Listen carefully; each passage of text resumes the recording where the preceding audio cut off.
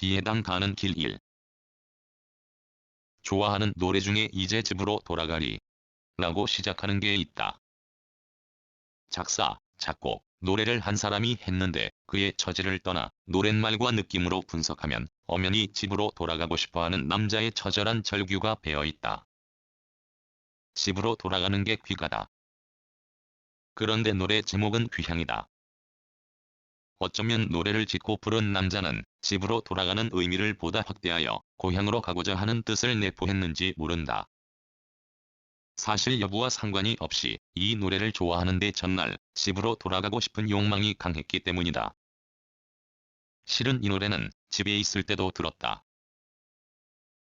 집에 살면서도 집으로 돌아가고 싶을 때 나는 이 노래를 들은 것이다. 그렇다면 사는 집과 돌아가고 싶은 집이 다르다는 것일까? 그것까지 나는 모른다. 하나, 막연히 내가 온 곳으로 가고 싶을 때 가장 적절한 노래였음은 분명하다. 그럴 때마다 나는 집이란 단어를 노래에서 건너뛰어 듣고자 했으며 그게 아니 될 때는 가능한 마음과 귀를 무디게 하려고 했다. 내가 온 곳, 그게 어디일까? 가장 가까이부터 말하면 나는 내 부모에게서 왔다. 그런 나를 잊게 한 부모가 태어나고 그 부모를 태어난 땅을 우리는 고향이라 부른다. 예전 도시에 살 때 내게도 집은 있었다. 마음이 무너질 때면 내 존재를 가두고 그 안에서 나를 여러 역할을 하게 하는 집에서도 또 다른 집을 동경하는 뜻으로 귀향을 참 많이 들었다. 그때는 아마 집이 아닌 고향의 의미였을 것이다. 그중 나는 고향을 떠난 지 수십 년 되었고 거기는 연고자가 없었으므로 고향이란 단어는 내게 거리가 멀었다. 단지 1년에 한 번 조부모 산소를 벌초하려고 고향 땅을 밟았다. 산소에 오르는 길목에는 내 어렸을 적 감나무가 아직 그대로 있다. 까마득하게 올려보아야 했던 그 나무가 이제는 그리 크지 않게 느껴지는 건 그만큼 내 키가 훌쩍 커버린 어른이 되었기 때문일 것이다. 감나무를 둘러싼 돌담의 흔적 일부도 아직 남아있으나 내가 태어난 방이 어디쯤인지 집이 허물어지고 묵밭되었음에 알지 못하나 기억을 더듬으면 대충 짐작이 간다. 이렇듯 해마다 딱 한 번 낯을 들고 찾아가는 내 태어난 땅은 고향 같지가 않았다. 거기서 훈훈한 정을 느끼지도 아직 터전을 이어가는 사람들이 이제는 낯설고 누가 누구인지 모르므로 인사치레도 하지 않고 벌초를 하고 바로 도망치듯 태어난 땅을 뒤로했다. 오늘 나는 또 귀향을 듣는다. 이제 고향으로 돌아가리가 아닌 이제 집으로 돌아가리로 시작하는 건 어김이 없다. 지금 이 노래를 듣는 건 일 마치는 대로 어디로 가겠다는 걸 머릿속에 정했기 때문인데 비해당이다.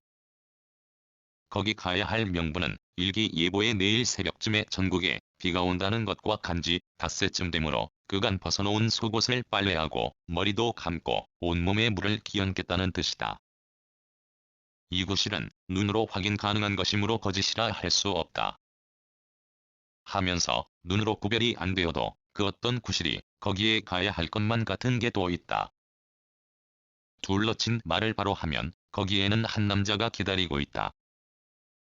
내가 비운 비해당에서 요즘 홀로 지내는 남자를 보러 간다는 것도 구실이긴 하나 이 구실은 부정할 수 있다. 짧은 늦가을 해가 붉게 변하여 구름 사이에 숨어 서산 머리에 걸칠 즈음에도 비가 당장 올 것 같지 않다. 그래도 나는 갈 것이다. 최근에 들은 일기예보는 적중률이 높다는 걸 나는 인정한다. 1시간도 아닌 하루도 아닌 며칠 또는 일주일 후의 날씨 정보가 딱딱 맞아지는데 어찌 우리의 전문기상 기술을 무시하겠는가. 거기 가려고 나는 오늘도 뭔가 준비했다. 노루발과 철쭉이다. 이들은 이미 비해당의 식물이 된 것들이다. 그런데도 내가 욕심을 더 내는 건 노루발은 한겨울에도 짙은 녹색 잎을 볼 수 있기에 하나라도 느리고자 철쭉은 지난번에 달랑 한 그루 옮겼으므로 부족한 뜻으로 준비했다. 이 모든 구실 중 비해당에 가고자 하는 건 무엇보다 비가 온다는 예보다. 내일 비가 오면 여기서 지붕 위에 떨어지는 다발총 소리 같은 빗소리를 감당하기 어렵다는 생각이 불현듯이 앞선다. 서산의 해, 리연리역갈 길을 재촉하네. 구름 속에 숨은 해가 서산 머리에 가라앉지 않았는데도 가사가 여기에 이르자 괜스레 마음이 바빠진다. 갑자기 갈 길이 멀게 느껴진다. 거리로 따지면 이따 갈 길은 100리다. 멀다면 멀고 가깝다면 지척이라 할 수 있다. 나는 거기를 두고 집이라 하지 않고 고향이라 하지도 않는다. 한동안 비오는 날이 더 많겠지만 그곳은 집은 집이다. 그런 집을 두고 내 집 또는 내 집이라 하지 않겠다는 건 각오한 바다. 또 거기는 내가 태어난 땅이 아니다. 그러므로 내 고향이 아니다. 아직 집으로 돌아가고 싶어 하는 남자의 노래는 끝나지 않았다. 듣는 내내 나는 거기에 갈 즐거운 생각을 한다. 쉴 곳이 있다는 건 즐겁다. 한때는 이 저소가 낮에는 일터, 밤에는 쉴 곳이기도 했다. 산 아래 저 밑에는 숙소가 있다. 거긴 일 마치고 쉴 수 있는 곳이다. 거기 지붕에 대해서는 내가 누차 말한 바 있는데 가운데 스티로폼을 넣은 얇은 철판떼기이다. 그러므로 약한 빗방울과 가는 빗줄기라도 이 한 점에서 듣는 건 콩 볶는 소리를 방불케 한다. 경험에 그런 날이면 내 마음이 몹시 흔들렸다. 좁고 밀폐된 공간에서 진종일 콩 볶는 듯한 빗소리를 듣는 게 무척 힘들었다. 2번 다시 그 경험을 하고 싶지 않다고 그때 생각한 바 있고 그 후엔 비가 오는 날은 현대판 거지가 되어 비를 피할 수 있는 큰 다리 밑을 찾아가곤 했다. 온다고 했으니 내일은 비가 올 것이다. 그러면 나는 비를 안전하게 피할 수 있기도 하면서 편하게 쉴 수 있는 비해당에 갈 것이다. 거기에 가면 식물가족도 만나고 거기서 대체 뭘 하며 하루를 보내는지 모르나 남자도 만날 수 있고 또 거기서는 여기보다 더 큰 소리로 음악을 들을 수 있다. 이 점만으로도 거기에 갈 구실이 충분하다.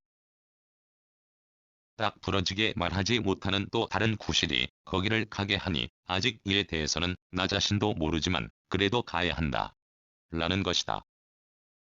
아직은 보잘것없으나 거기는 이미 몇 달 동안 내가 공들인 흔적이 있기 때문인 것도 구실을 구성하는 요소이다. 이따 거기에 돌아가리. 간다고 거기에 돌아가는 건 결코 아니다.